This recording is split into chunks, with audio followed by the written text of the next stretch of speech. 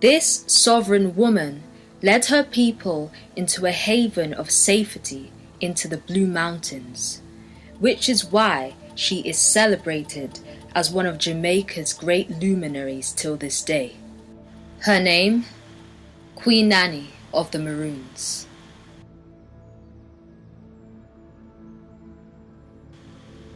In part 1 of Queen Nanny of the Maroons, we looked into Nanny fleeing the sugar plantations with her brothers and how she began to contribute her efforts in the Blue Mountains.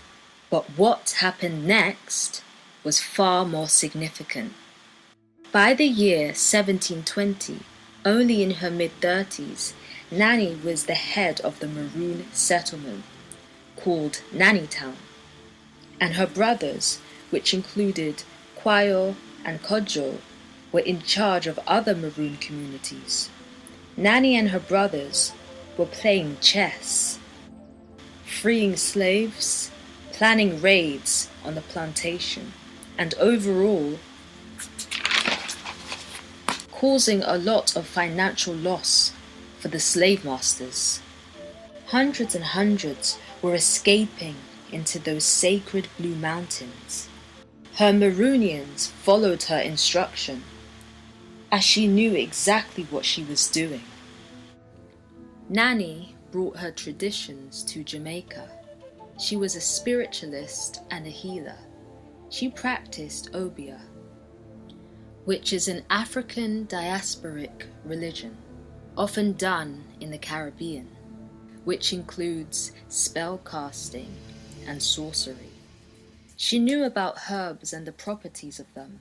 She is said to have had this ruggedness about her, combined with piercing eyes, and it is said that she even wore a set of teeth around her wrist as a bracelet.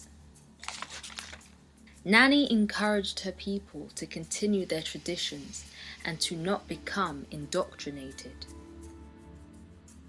She trained the Maroons in the art of guerrilla warfare after mastering it herself. Guerrilla warfare is the type of combat which includes ambushing, hit-and-run attacks, surprise attacks, and knowledge of terrain. Knowledge of terrain meaning knowing every hidden trail, mountain pass, and every crevice of one's land, every one of its physical features. All of this routine and training aided escapees to stay free. Slave masters grew to become very angry with all of the financial loss. The Maroons were vigorous when it came to the plantation raids, food, livestock, and slaves. In the 1720s, slave masters instructed British troops to take missions to the Blue Mountains to try and put whatever the Maroons were doing to a halt. And these missions became very, very regular. There were constant attacks on both sides. By the time the late 1720s struck, the First Maroon War began. This war was brutal and barbaric. The British wanted to end the Maroons. The Maroons were heavily skilled and far too competent for the British troops to understand. In the year 1739, the Maroons and the British made peace. It was Nanny's brother, Kodjo, that signed the treaty. This treaty guaranteed the Maroons freedom, acres of land, financial autonomy, but the British wanted something in return.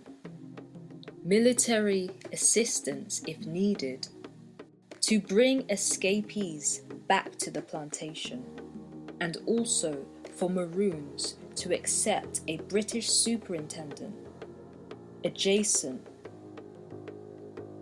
or living in their communities to monitor the Maroons.